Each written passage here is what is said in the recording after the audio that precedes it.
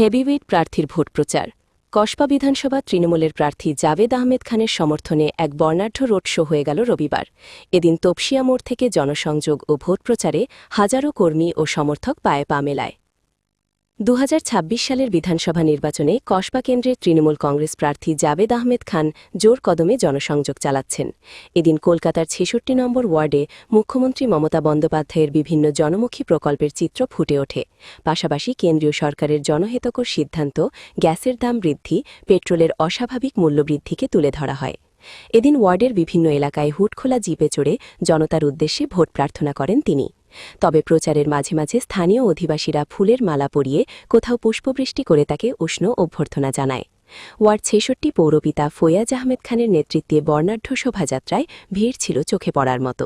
মমতা ব্যানার্জিকে পশ্চিমবাংলার লোক, এই অঞ্চলের লোক ভালোবাসে। মমতা ব্যানার্জি যে উন্নয়ন করেছে, ঘরে ঘরে মানুষের লক্ষ্মী ভান্ডার পেয়েছে, স্বাস্থ্যসাথী পেয়েছে, কোভিডের সময় রাশন পেয়েছে, রূপশ্রী পেয়েছে।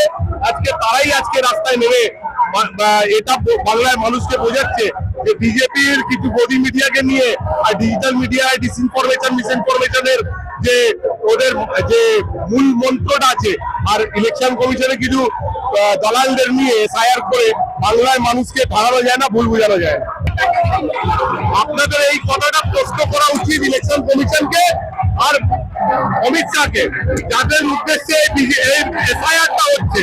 আজকে লক্ষ লক্ষ মানুষ, তাদের নাম এখনো ইলেকট্রাল লিস্টে আসেনি কেন?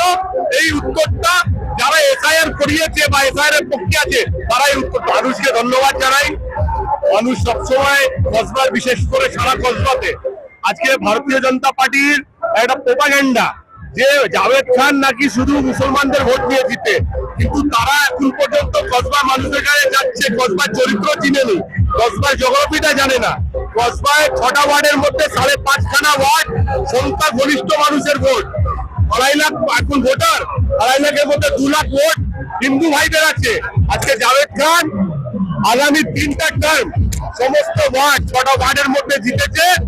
হিন্দু হোক, সেই ধর্ম লগ্ন নির্বিশেষে সমস্ত মানুষ যারা মমতা ব্যানার্জির ভালোবাসে, মানে মমতা ব্যানার্জির উন্নয়নের কাজকে ভালোবাসে, তারা আজকে জাভেদ খানের পাশে আছে।